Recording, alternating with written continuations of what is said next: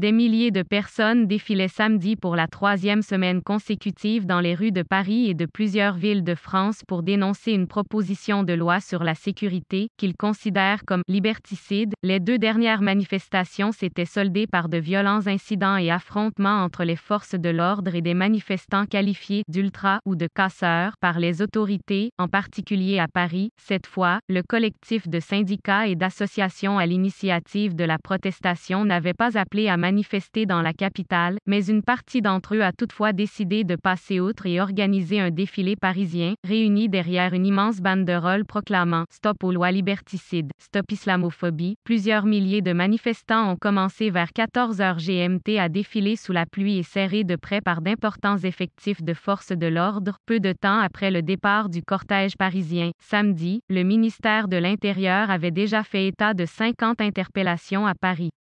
On ne peut pas rester chez soi face à ce qui se passe actuellement dans le pays, et qui est grave.